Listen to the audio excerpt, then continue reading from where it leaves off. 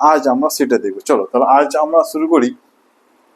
আজ আমরা দেখব যে ফিলিং, আমরা দেখবো আজ যে filling of electron, the filling of electron into orbital in atom, in atom অর্থাৎ কোনো পরমাণুর মধ্যে যে অরবিটালগুলোর মধ্যে, যে অরবিটাল কোন পরমাণুর মধ্যে যে অরবিটালগুলোর, এই অরবিটালগুলোতে যে ইলেকট্রনের যে ফুর্তি, ইলেকট্রনের যে ফুর্তি সেইগুলো আমরা দেখবো। ইলেকট্রনের ফুর্তি যে কিভাবে হবে সেইগুলো আমরা আজ দেখব। চলো তাহলে আমরা যে ফিলিং অরবিটাল গুলো ইলেকট্রন ভর্তি কোন নিয়মে হয় আমরা দেখে নিই। তাহলে দেখো filling of electron, the filling of electron into orbital takes place according to Aufbau principal. যে আউফবাই প্রিন্সিপালের মতে, আউফবাই প্রিন্সিপালের যে মতে অর্থাৎ ইলেকট্রনের ফুর্তি হবে, অর্থাৎ ইলেকট্রনের ফুর্তি এই অরবিটালগুলোর মধ্যে যে ইলেকট্রনের যে ফুর্তি সেই কার নিয়ম ফলো করবে, সেই নিয়ম ফলো করবে আউফবাউ প্রিন্সিপাল। এই আউফবাউ প্রিন্সিপাল ফলো করবে। কিন্তু আউফবাউ যে প্রিন্সিপাল সেটা আবার কার কার ভিত্তির উপর, কিসের উপর ভিত্তি করে আছে, যে which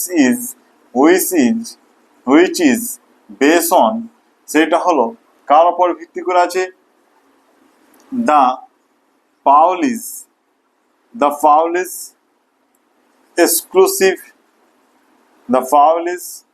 exclusion principal.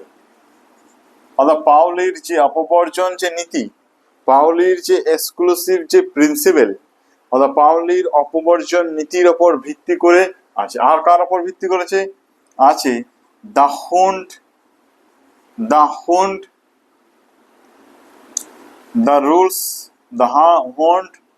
rules of maximum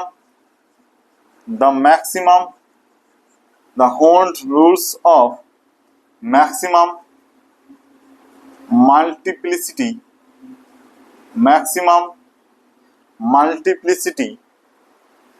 এই রুলস, দ্য হুন্ডের ম্যাক্সিমাম মাল্টিপ্লিসিটি, যে সর্বোচ্চ ম্যাক্সিমাম মাল্টিপ্লিসিটি, যে হুন্ডের ম্যাক্সিমাম মাল্টিপ্লিসিটি যে নিয়ম, সেই নিয়মের ভিত্তি করে পাউলির এক্সক্লুসিভ যে প্রিন্সিপাল, পাউলির অপবর্জন নীতির উপর ভিত্তি করে, আর কার উপর ভিত্তি করে হয়েছে, আর হয়েছে দ্য রিলেটিভ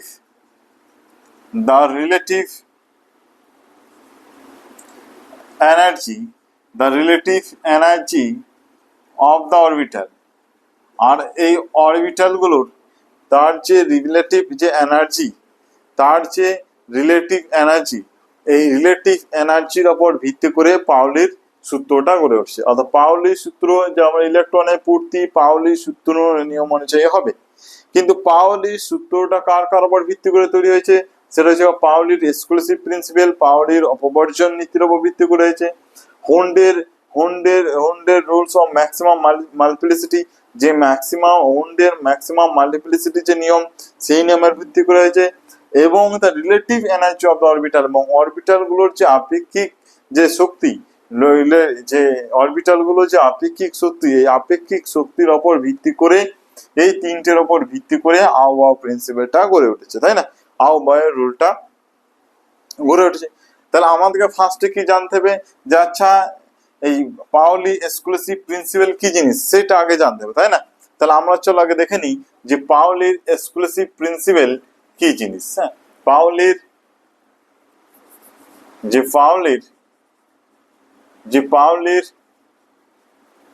এক্সক্লুশন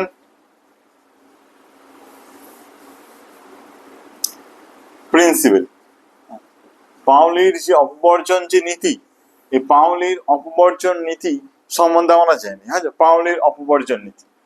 তাহলে দেখো যে অ্যাকর্ডিং টু দিস প্রিন্সিপাল, এই যে প্রিন্সিপাল, এই পাউলির যে নিয়ম, হ্যাঁ, পাউলির নিয়ম অনুযায়ী পাউলির নিয়ম অনুযায়ী, মনে রাখবে পাউলির নিয়ম অনুযায়ী no two electrons no two electrons in an atom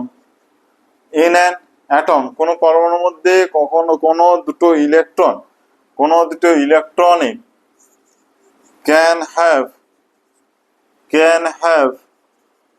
the same set of four quantum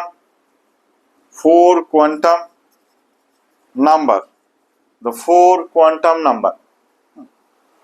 এর কি বললো যে according to the physics principal, এই প্রিন্সিপালের মতে, এই যে পাউলির এক্সক্লুসিভ প্রিন্সিপালের মতে কখনো দুটো ইলেকট্রন কোনো অ্যাটমের মধ্যে, কোনো পরমাণুর মধ্যে কখনো দুটো ইলেকট্রনে চারটি কোয়ান্টাম নাম্বার, এই যে চারটি কোয়ান্টাম নাম্বারের সেট, এই যে চারটি কোয়ান্টাম নাম্বার একই হতে পারে না। কোনো পরমাণুর মধ্যে যে কোনো দুটি ইলেকট্রনের চারটি কোয়ান্টাম নাম্বার একই হতে পারে না। তার মানে কি বললো? তার মানে বললো যে ইট মিনস, এটা মানে কি বলতে চাইলো? এটা মানে বলতে চাইলো ধরো only two electrons only two electrons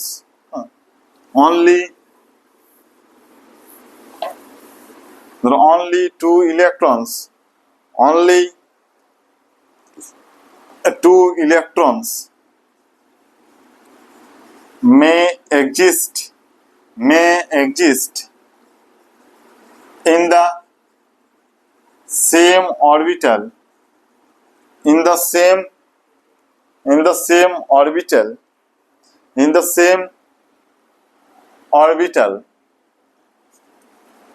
and these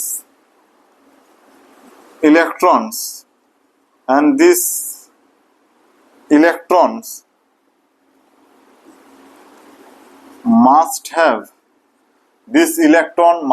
must have opposite spin। কি বললো? তার মানে হলো যে অনলি টু ইলেকট্রন, কেবলমাত্র দুটো electron May exist in the same orbital, যে একই অরবিটালে, এই যে সেম অরবিটালে দুটো ইলেকট্রন থাকতে পারে। একই অরবিটালে দুটো ইলেকট্রন থাকতে পারে। কখন থাকতে পারে? যখন দিস ইলেকট্রন, ওই যে ইলেকট্রনগুলো মাস্ট হ্যাভ অপোজিট স্পিন, অবশ্য ওই ইলেকট্রনগুলোর স্পিন অপোজিট হতে হবে। যদি অপোজিট হয় তবেই কেবলমাত্র একই অরবিটালের মধ্যে দুটো ইলেকট্রন থাকতে পারে। যদি কোনো কারণে অর্থাৎ ওই অরবিটালের মধ্যে দুটো ইলেকট্রন থাকতে পারে, যদি ওই অরবিটালে যে ইলেকট্রন আছে ওই ইলেকট্রনগুলোর স্পিন অপোজিট হয়। ধরো আমি কখনো বললাম, ধরো 1s, ধরো 1s কোন একটা অরবিটাল, 1s, ধরো এটা একটা অরবিটাল, 1s যে অরবিটাল আছে, 1s অরবিটাল, এই 1s অরবিটালের মধ্যে, ধরো 1s অরবিটালের মধ্যে এক্ষেত্রে এই যে অরবিটালের মধ্যে দুটো ইলেকট্রন থাকতে পারে, কিন্তু দুটো ইলেকট্রনের অবশ্যই অপোজিট স্পিন হতে হবে। দুটো ইলেকট্রনের অবশ্যই অপোজিট অরবিটাল, যে অরবিটাল আছে এই অরবিটালের মধ্যে দুটো ইলেকট্রন থাকতে পারে, কিন্তু এই দুটো ইলেকট্রনের যে স্পিন, এই দুটো ইলেকট্রনের যে ঘূর্ণন, এই দুটোর ঘূর্ণন কিন্তু অপোজিট হতে হবে। এই দুটো ইলেকট্রনের ঘূর্ণন কিন্তু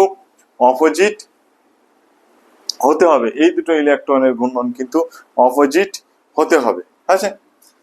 তাহলে বললো আমার প্রথমটা যেটা দেখো, তাহলে 4s এর ক্ষেত্রে যে 3 এখানে 1s এর ক্ষেত্রে, এই 1s এর ক্ষেত্রে যে ফার্স্টের দুটো ইলেকট্রন আছে না, তাহলে ফার্স্ট ইলেকট্রন ক্ষেত্রে ধরো আমি 1s এর ক্ষেত্রে n এর ভ্যালু যদি বের করি, n এর ভ্যালু কত? 1, n এর ভ্যালু 1। যে ফার্স্ট ইলেকট্রনের ক্ষেত্রে তুমি করছো 1 ভ্যালু, যে প্রথম ইলেকট্রনের ক্ষেত্রে করছো 1 ভ্যালু 1, n এর ভ্যালু 1, l এর ভ্যালু কত? 0, m এর ভ্যালু কত? 0, তাহলে m এর ভ্যালু 0। আর এবার পরের যে ইলেকট্রনটা আসবে আর ml দাও, আর এইটা ধরো আসছে কত? এটা হচ্ছে এমএসটা ধরো কথা বললাম, একটাকে যদি প্লাস হাফ দাও, একটাকে যদি প্লাস হাফ তুমি দাও, তাহলে নেক্সট যে সেকেন্ড যে ইলেকট্রনটা ঢুকবে, যে সেকেন্ড ইলেকট্রন আছে, সেকেন্ড ইলেকট্রনে কি এর প্রিন্সিপাল কোয়ান্টাম নাম্বার কত, এন, অ্যাজিমুথাল কোয়ান্টাম নাম্বার কি 0, অর্থাৎ এই যে ম্যাগনেটিক কোয়ান্টাম নাম্বার কত, সেক্ষেত্রে 0, তাহলে স্পিন যে কোয়ান্টাম নাম্বার এটা অবশ্যই মাস্ট 1 হতে হবে। অর্থাৎ এক্ষেত্রে যে 4টি কোয়ান্টাম নাম্বার, কোনো অরবিটালের মধ্যে যে কোনো দুটো ইলেকট্রনের 4টি কোয়ান্টাম নাম্বার কখনো একই হতে পারে না। যেখানে যে 3টি কোয়ান্টাম নাম্বার যদি সেম হয়, তাকে 1 2 3 আছে principal quantum number, azimuthal quantum number আর ম্যাগনেটিক কোয়ান্টাম নাম্বার, এই 3টে কোয়ান্টাম নাম্বার থেকে এই দুটো ইলেকট্রনের ক্ষেত্রে সেম আছে, এই দুটো ইলেকট্রনের ক্ষেত্রে সেম আছে, তাহলে যে চতুর্থ নম্বর যে কোয়ান্টাম নাম্বারের যে সেট, চতুর্থ নম্বর যে কোয়ান্টাম নাম্বার সেট, অবশ্যই সেই দুটোকে আলাদা হতে হবে, অবশ্যই সেই দুটোকে আলাদা হতে হবে, অবশ্যই সেই দুটোকে আলাদা হতে হবে, তবে যদি এটা হবে। অর্থাৎ যদি ওই যে প্রিন্সিপাল ম্যাগনেটিক কোয়ান্টাম নাম্বার, এই যে স্পিন কোয়ান্টাম নাম্বার অবশ্যই একজনের প্লাস একজনের মাইনাস হতে হবে, অর্থাৎ একজনের প্লাস আর একজনের মাইনাস হতে হবে, ঠিক আছে? তাহলে বলো, অর্থাৎ একটা অরবিটালের 2 এর বেশি ইলেকট্রন থাকতে হবে, কি থাকতে পারে, কিন্তু তাদের স্পিন অবশ্যই অপোজিট, তাদের স্পিন অবশ্যই অপোজিট হতে হবে, তাই না? তাদের স্পিন অবশ্যই অপোজিট হতে পারে, বা 4টি কোয়ান্টাম নাম্বার কখনো সেম হবে না, 3টে কোয়ান্টাম নাম্বার সেম হলে চতুর্থ নম্বর যে কোয়ান্টাম নাম্বার সেটা অবশ্যই মাস্ট আলাদা হতে হবে, অবশ্যই আলাদা হতে পারে। তাহলে ধরো এই যে প্রিন্সিপাল, পাউলি প্রিন্সিপাল, এখান থেকে আমরা কি কি কনক্লুশন আসতে পারি, তাই না? কি কি কনক্লুশন, কি কি সিদ্ধান্ত আমরা টানতে পারি, কি কি অনুসিদ্ধান্ত আসতে পারি, কি কি অনুসিদ্ধান্ত আসতে পারি? তাহলে ফার্স্ট অনুসিদ্ধান্ত যেটা আসতে পারি সেটা হলো যে ম্যাক্সিমাম, যে ম্যাক্সিমাম, যে maximum electron in, maximum electron in each orbital, প্রত্যেকটা যে অরবিটালে যে ম্যাক্সিমাম ইলেকট্রন ইচ কত, প্রত্যেকটা অরবিটালের ম্যাক্সিমাম যে ইলেকট্রন কত থাকতে পারে, এক একটা অরবিটালে ম্যাক্সিমাম কত ইলেকট্রন থাকতে পারে, দুটো, কেন ম্যাক্সিমাম ইলেকট্রন কত থাকতে পারে, দুটো, কারণ দুটো অবশ্যই অপোজিট স্পিন আছে, তাই না? অপোজিট স্পিন, তাহলে এক একটা অরবিটালে ম্যাক্সিমাম ইলেকট্রন অবশ্যই দুটো, এটা থাকতে পারে, দুটো ম্যাক্সিমাম, এক একটা অরবিটালের মধ্যে ম্যাক্সিমাম ইলেকট্রন কত থাকতে পারে, 2 থাকতে পারে, আছে 2 থাকতে পারে, এটা বলতে পারি, এটা বলতে পারি। আবার আমরা এটাও বলতে পারি যে এটা আমরা এখান থেকে এটাও ক্যালকুলেট করতে পারি, to calculate, to calculate the maximum, the maximum, the maximum electron, the maximum electron, to calculate the maximum electron of, the maximum electron in subcell, in subcell, যে সাবসেল গুলো থাকবে, ওই সাবসেল গুলো যে উপকক্ষ গুলো আছে, এই উপকক্ষ গুলোতে ম্যাক্সিমাম কতগুলো ইলেকট্রন থাকে সেটাও আমরা ক্যালকুলেট করতে পারবো। তো সেটাও ক্যালকুলেট করতে পারবো, ধরো এস, এই যে এস সাবসেল, এস সাবসেলের ক্ষেত্রে এল এর ভ্যালুটা কত হয়, 0 হয় জানি, তাহলে এক্ষেত্রে এম এর ভ্যালুটাও কত হয়, 0 হয় জানি, তাই না? এম এর ভ্যালুটাও 0 হয়, তাহলে এক্ষেত্রে যেহেতু একটা অরবিটাল আছে, যেহেতু এর ক্ষেত্রে একটা অরবিটাল আছে, তাহলে এর ক্ষেত্রে যেহেতু একটা এস সাবসেলের ক্ষেত্রে একটা অরবিটাল আছে, তাহলে এই যে এস সাবসেলের ক্ষেত্রে, এস সাবসেলের ক্ষেত্রে যে ম্যাক্সিমাম যে ইলেকট্রন ইন এস সাবসেল, এই যে এস সাবসেলের ক্ষেত্রে ম্যাক্সিমাম ইলেকট্রন কত হতে পারে, ম্যাক্সিমাম ইলেকট্রন দুটো হতে পারে, ম্যাক্সিমাম ইলেকট্রন দুটো হতে পারে, এটা বলতে পারি। আবার ধরো পি সাবসেলের ক্ষেত্রে, পি সাবসেলের ক্ষেত্রে এল এর ভ্যালু 1 হয়, অর্থাৎ এম এর ভ্যালু আমরা দেখেছি -1 0 +1, তাহলে এক্ষেত্রে কত অরবিটাল আছে, এক্ষেত্রে 3টে অরবিটাল আছে, তাহলে এক একটা অরবিটালে ম্যাক্সিমাম কতগুলো ইলেকট্রন ঢুকতে পারে, এক একটা অরবিটালে ম্যাক্সিমাম, ম্যাক্সিমাম কতগুলো ইলেকট্রন ঢুকতে পারে, ম্যাক্সিমাম অবশ্যই 3টে ইলেকট্রন, 3টে, একটা অরবিটালে দুটো করে ইলেকট্রন, ম্যাক্সিমাম কত ইলেকট্রন ঢুকবে, তাহলে 6টা, তাহলে ম্যাক্সিমাম কত ইলেকট্রন ঢুকবে, 6টা, তাই না?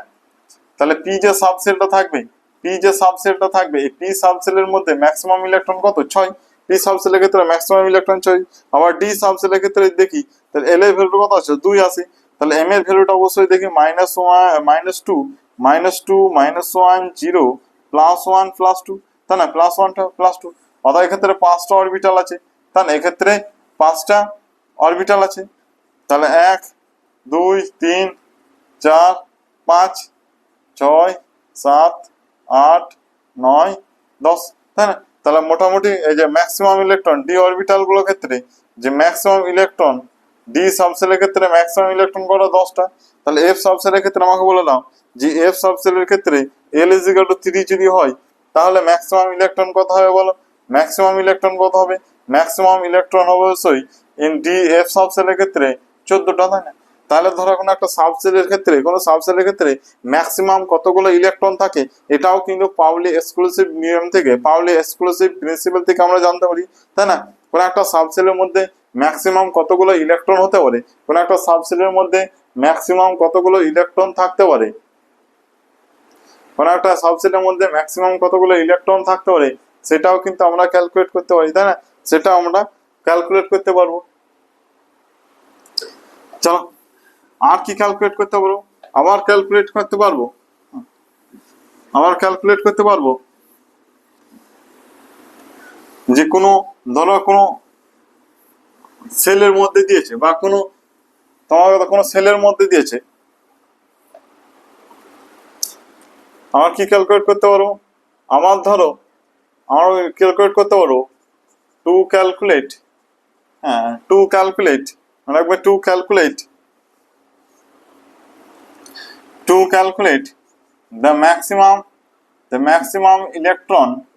the maximum electron in cell, maximum electron in cell or orbit, কোনো অরবিটের ক্ষেত্রে কোনো কক্ষর ক্ষেত্রে যে কোনো সাবসেলের ক্ষেত্রে কোনো একটা কোনো সেলের ক্ষেত্রে বা কক্ষ এই কক্ষর ক্ষেত্রে কোনো অরবিটের ক্ষেত্রে বা সেলের ক্ষেত্রে ম্যাক্সিমাম কতগুলো ইলেকট্রন হতে পারে সেটাও আমরা ক্যালকুলেট করতে পারি, তাই না? তাহলে কিভাবে ক্যালকুলেট করবো? ধরো কথা না বললাম যে এন এর ভ্যালু 2, এন এর ভ্যালু তো দেওয়া আছে তোমার প্রিন্সিপাল কোয়ান্টাম নাম্বার 2 দেওয়া আছে, প্রিন্সিপাল কোয়ান্টাম নাম্বার ধরো 2 দেওয়া আছে, ঠিক আছে? বা তুমি ধরো না তুমি অবশ্যই সাবসেটটাকে ধরো না, এল ধরো সেল, এল সেল বা অরবিট, যে এল যে সেলটা আছে এল সেল বা অরবিট সেক্ষেত্রে এন এর ভ্যালু কত? এন এর ভ্যালু 2 হয়। আচ্ছা এন এর ভ্যালু 2 হলে এল এর ভ্যালু কত হয়? এল এর ভ্যালু কত আসতে পারে? কত আসতে পারে? এল এর ভ্যালু কত আসতে পারে? এল এর ভ্যালু আসতে পারে 0 আর একটা এল এর ভ্যালু 1 আসতে পারে, তাই না? এল এর ভ্যালু 0 একটা আসতে পারে, এল এর ভ্যালু অবশ্যই 1 আসতে পারে। আচ্ছা এল এর ভ্যালু যদি 1 আসে তাহলে এল এর ভ্যালু যদি 0 হয় এম এর ভ্যালু কত আসবে? 0 হবে, তাহলে এম এর ভ্যালু 0 আসবে, তাহলে এম এর ভ্যালু 0 মানে কতগুলো অরবিট থাকবে? সেক্ষেত্রে অবশ্যই একটা অরবিট থাকবে, তাই না? আবার এল এর ভ্যালু যখন যে 1 হয় তাহলে অরবিট কতগুলো থাকবে? এই অরবিট থাকবে 3টে অরবিটাল থাকবে, তাই না? এক্ষেত্রে কতগুলো অরবিটাল থাকবে? 3টে অরবিটাল থাকবে, তাহলে এক একটা অরবিটালের ক্ষেত্রে ম্যাক্সিমাম ইলেকট্রন কত ছিল? 2টো করে, ম্যাক্সিমাম ইলেকট্রন 2টো করে, তাহলে এক্ষেত্রে কতগুলো ইলেকট্রন হবে? এক্ষেত্রে ম্যাক্সিমাম ইলেকট্রন কতগুলো হবে? 6টা, তাহলে টোটাল ম্যাক্সিমাম ইলেকট্রন কতগুলো হবে? 8টা হবে, তাই না?